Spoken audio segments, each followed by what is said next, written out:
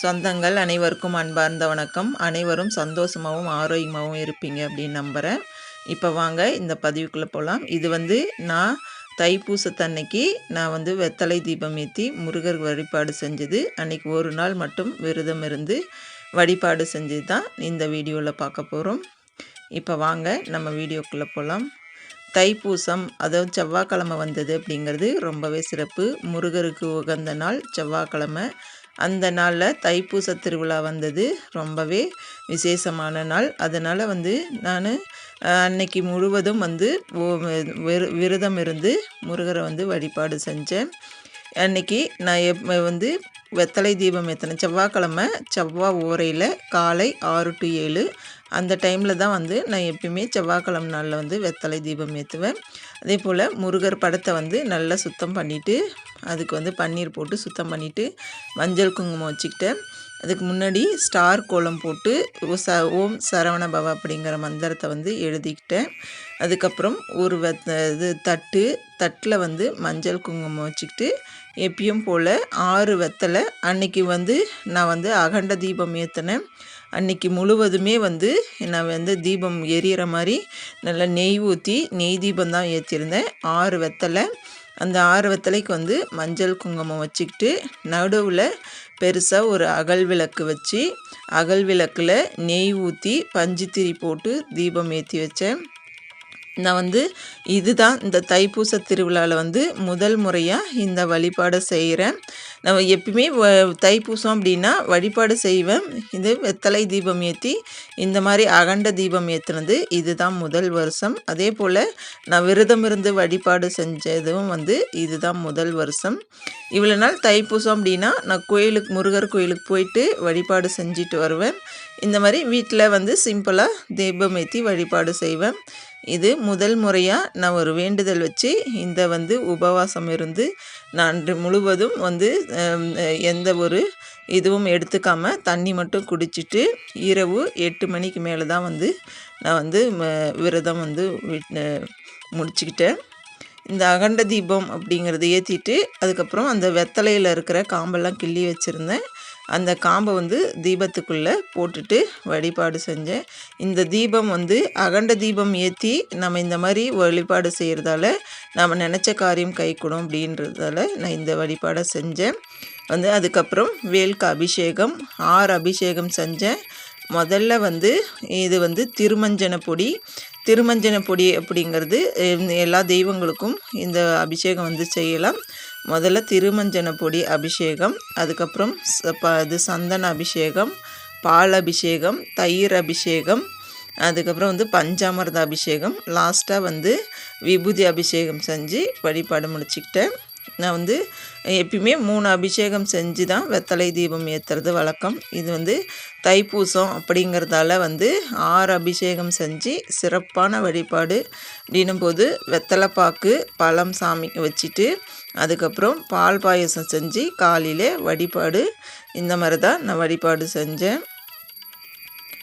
இந்த வெத்தலை தீபம் ஏற்றுறது நிறைய வீடியோக்கள் கொடுத்துருக்குறேன். அதே போல் நான் வழிபாடு செஞ்சதால் எனக்கு கிடைச்ச பலன் அப்படிங்கிறது நான் வழிபாடெல்லாம் நல்லபடியாக முடிச்சுட்டு கோயிலுக்கு போனேன்.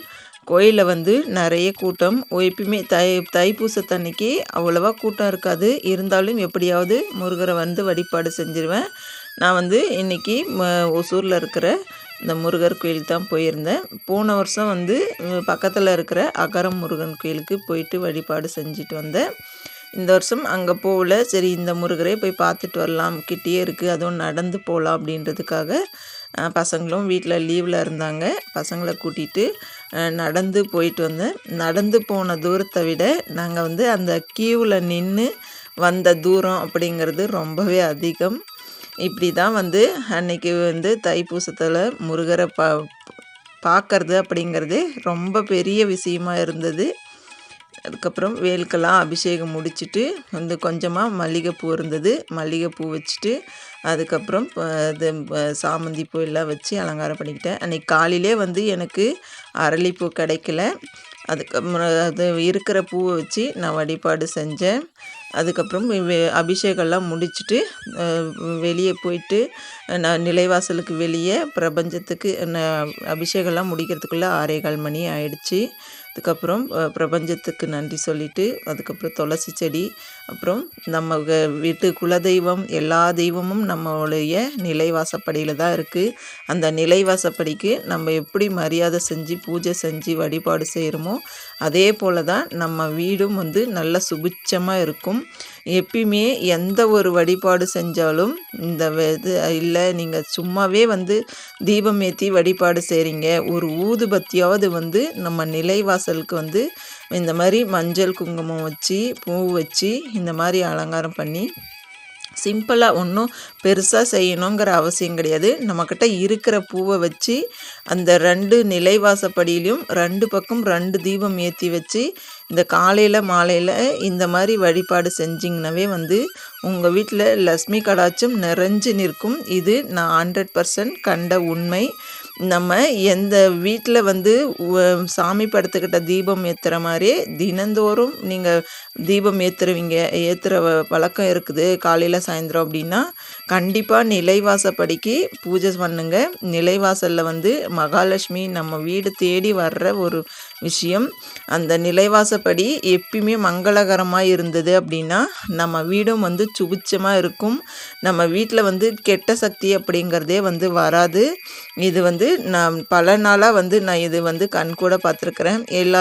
எல்லோரும் சொல்லுவாங்க, எங்கேயாவது போயிட்டு வந்தால் எனக்கு அப்படி ஆயிடுச்சு இப்படி ஆயிடுச்சு, எனக்கு வந்து நைட்டில் வந்து யாரோ வந்து அழுத்துற மாதிரி இருந்துச்சு அப்படி இப்படின்னு எல்லாம் சொல்லுவாங்க.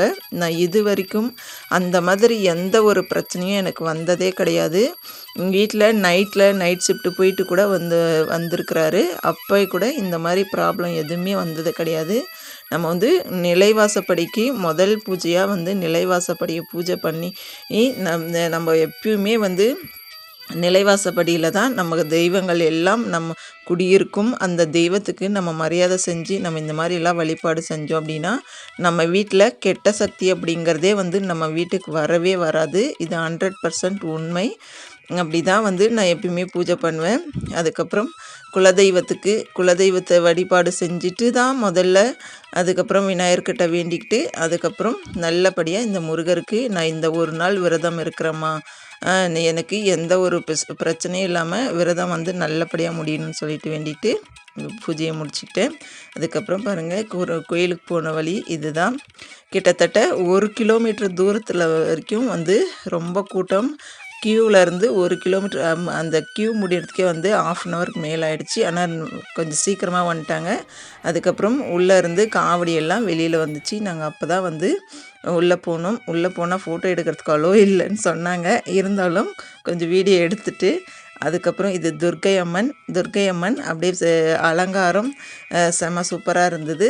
இது வந்து சனீஸ்வர பகவான் எல்லா தெய்வங்களையும் பார்த்துட்டு, இது நாகாத்தம்மன் நிறைய சாமியெல்லாம் வச்சுருந்தாங்க, பார்த்துட்டு வந்தோம்.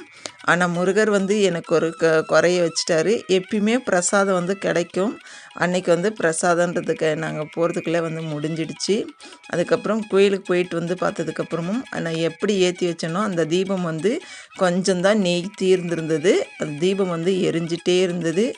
அதுக்கப்புறம் சாயந்தரம் அதே போல் சாயந்தரம் முருகருக்கு ஏதாவது படைக்கணும் அப்படிங்கிறதுக்காக நான் வந்து சாதம் வச்சு அதில் சாதத்தில் வந்து வெல்லம் நெய் கலந்து நான் வந்து பிரசாதம் படைச்சிட்டு அதுக்கப்புறம் தான் சாயந்தரம் வந்து அரளிப்பூ கிடச்சிது. அந்த அரளிப்பூ வந்து முருகருக்கு வச்சு மனசார வேண்டிட்டு என்னுடைய வேண்டுதலை வந்து கண்டிப்பாக முருகர் நிறைவேற்றி கொடுப்பார் அப்படின்னு நம்பிக்கையோடு நான் இந்த பூஜையை வந்து முடிச்சுக்கிட்டேன்.